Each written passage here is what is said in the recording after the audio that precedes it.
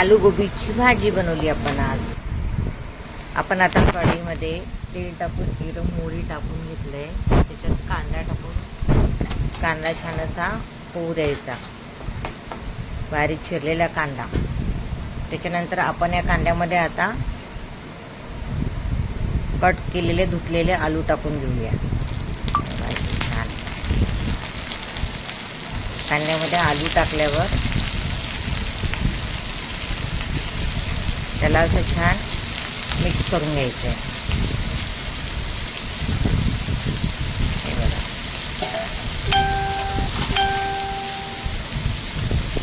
असं मिक्स करून घ्यायचं आपण त्याला छान.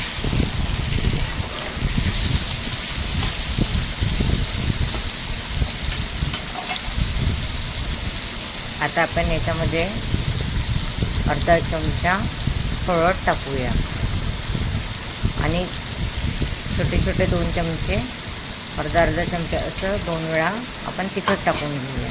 लाल मिरची पावडर, थोडं मीठ चवीनुसार जसं आपल्याला आवडेल. आता आपण हे सगळं एकत्र करून घेऊया. पूर्ण खालवर असं छान हलवून घ्यायचं, म्हणजे सगळ्या आलूला कांद्याला मसाला लागला पाहिजे आपला, तिखट मीठ हळद. आता आपण याच्यामध्ये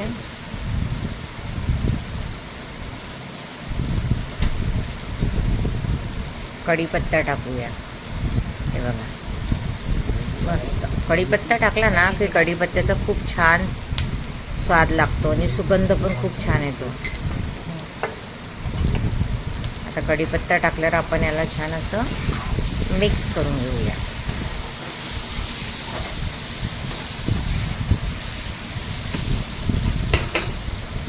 आता हे सगळं मिक्स केल्यावर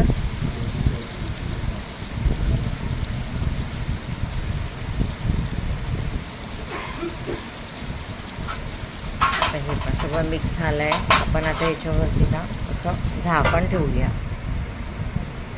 आणि छान असं मस्त 10-1 मिनटं याला असं वाफ काढून घ्यायची.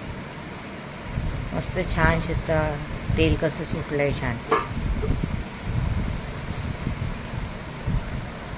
आता मग आपण याला मिक्स करून घेऊ. मस्त खूप सुंदर सुगंध येतो आहे भाजीचा. आता आपण याच्यामध्ये फुलगोबी टाकून घेऊया. आपले आलू वाफून गेलेले गोबीला आपण गरम पाण्यामध्ये उकळून घेतलं होतं अगोदर. आता हे सगळं आलू गोबी याला छान असं मिक्स करून घेऊया. हे बघा,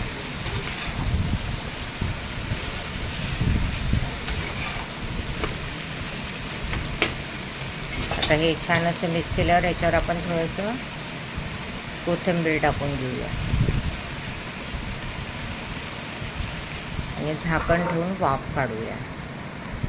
रेडी होते आपली आलू गोबीची भाजी.